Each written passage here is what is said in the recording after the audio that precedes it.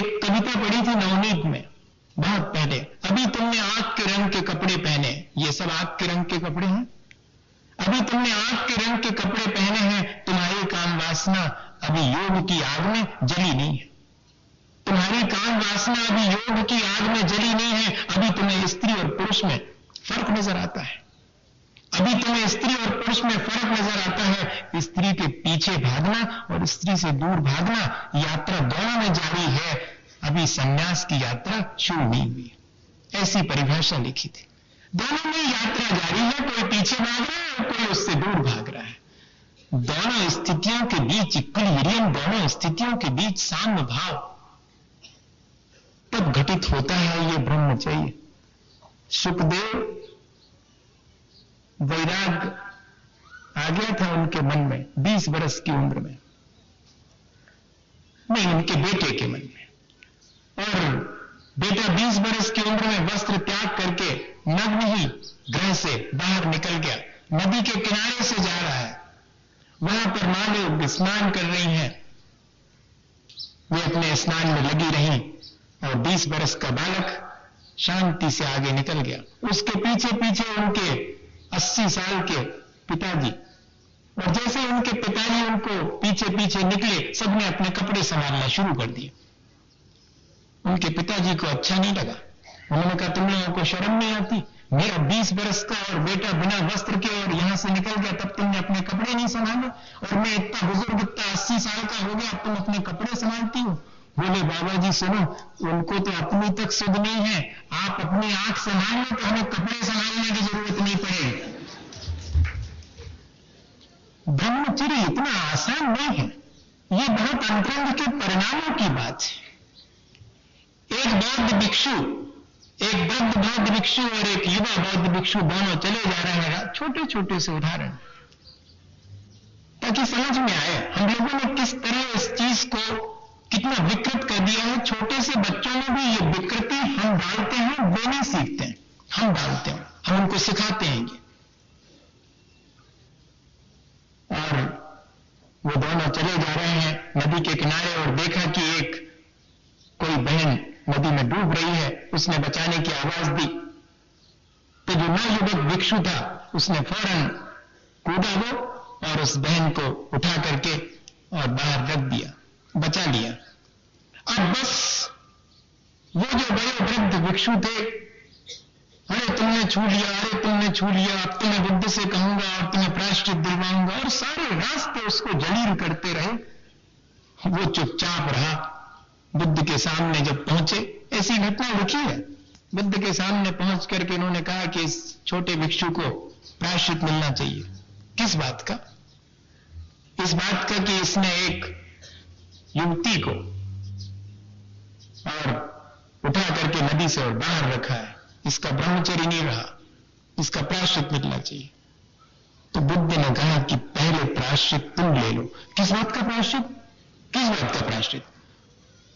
वो प्रायश्चित इस बात का कि उसने तो निकाल कर नदी से बाहर वहीं छोड़ दिया, तुम तो यहां तक ले आओ उसको, इस बात का प्रायश्चित ले लो।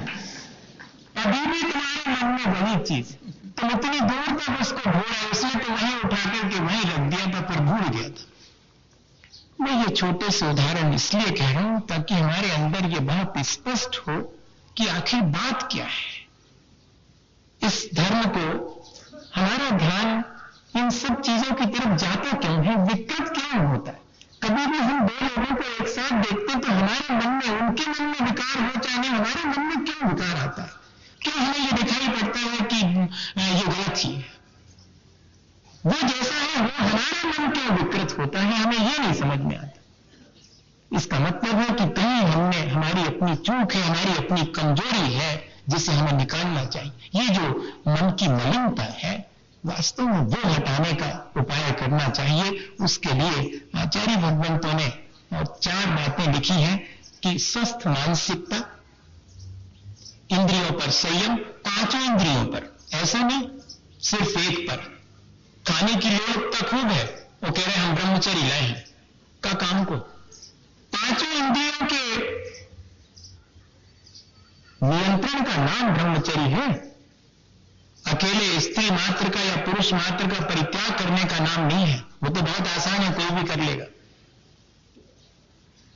लेकिन अंतरंग में पांचों इंद्रियों के विषयों से विरक्ति होना, अंतरंग में साम्य भाव आना, वास्तविकता यह है स्वस्थ मानसिकता, किसी के भी बारे में हमारे मन में विकृति ना आए, सहज।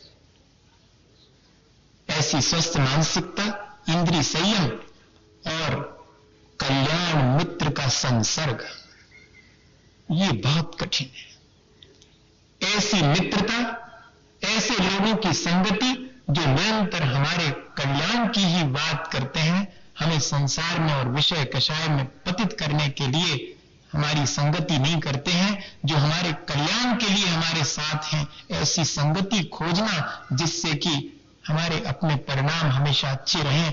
ऐसे लोगों के बीच उठना बैठना, सारी चीजें इसी में आ गई। ऐसा देखना, ऐसा पढ़ना, ऐसा सुनना जिससे कि मन विकृत ना हो, मन में विकार उत्पन्न हो।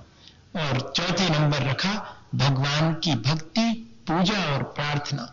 यह भी हमारे मन को पांचों इंद्रिय के विषयों से बचाने का उपाय है। जितनी देर भगवान की पूजा आराधना में लगे हैं, बताइएगा किसके प्रति किसके मन में कौन सा दुराव है, किसके मन में कौन सी विकृति है। परिणामों की निर्मलता के लिए यह 4 उपाय बताए। हमेशा मन को स्वस्थ रखना, दूसरे के बारे में विकृत नहीं करना, इंद्रियों पर विजय प्राप्त करना, अच्छी संगति में रहना, भगवान की प्रार्थना और भक्ति करना, यही उपाय है भैया। और भी बहुत सी घटनाएं हैं। शिवाजी के जीवन में ऐसी घटना घटी।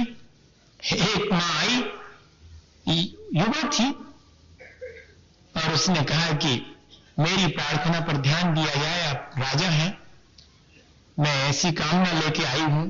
स्पष्ट तो नहीं कह पाई, पर उसने यही कहा कि मैं ऐसी कामना लेके आई हूं कि आपके जैसा एक पुत्र मुझे प्राप्त हो। उसके पीछे भाव जो भी छुपा हो वो दुनिया जाने। लेकिन शिवाजी ने 2 मिनट को विचार किया, सिंहासन से उठे और अपने से छोटी होने के बावजूद भी उसके चरण स्पर्श करके कहा कि आज से मुझे ही अपना पुत्र स्वीकार करो, मैं आपका पुत्र हो गया। आप यही चाहती थी मेरे से कि आपके जैसा पुत्र हो।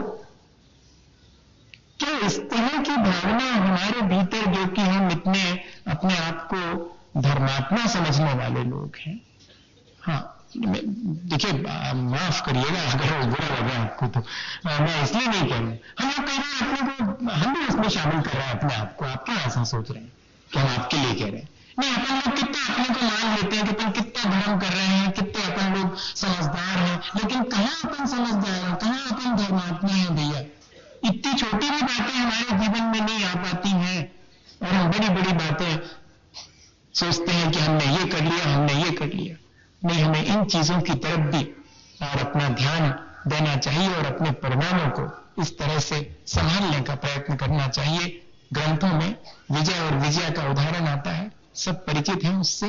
15-15 दिन का दोनों ने अपने पूर्व जीवन में गृहस्थ होने से पहले व्रत ले लिया था, और दोनों का विवाह भी एक साथ हुआ, संयोग ऐसा हुआ, और फिर जीवन भर उन्होंने एक दूसरे के व्रत का निर्वाह किया। सबसे बड़ी चीज, अपने अपने व्रत का निर्वाह तो दुनिया कर लेती है कि मेरा 15 दिन का हो गया, अब मैं नहीं, 15 दिन के बाद अब मैं निर्वाह नहीं करूंगा।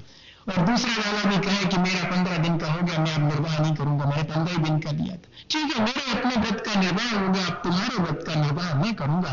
और दूसरा कह रहा है कि मैं भी तुम्हारे व्रत का निर्वाह करूंगा। भैया, ऐसी निर्मलता और पूरे जीवन एक साथ रहे, देहा शक्ति नहीं रही, लेकिन आत्मा के उत्थान का जो कल्याण का अनुराग है वो बना रहा। बहुत उदाहरण है इस तरह के, इनसे अपन को प्रेरणा लेनी चाहिए। और विशेष क्या कहें, आज तो अपन ने सारी सीमाएं तोड़ दी हैं और कोई भी अनुशासन नहीं रखा, कोई आराम से बैठे हैं, है ना, सब फुर्सत है आज, कोई कुछ भी नहीं करना होगा। लेकिन फिर भी मैं आपसे भावना भाऊंगा कि अपन सब लोगों ने जो इतने दिनों में और अपने जीवन को अच्छा बनाने के लिए कोई प्रक्रिया शुरू की है, उसको कंटिन्यू बनाए रखें और अपने जीवन में जितना बने उतना ऊंचा उठाएं, निर्मल बनाएं। इसी भावना के साथ बोले आचार्य गुरुवर विद्यासागर मुनि महाराज की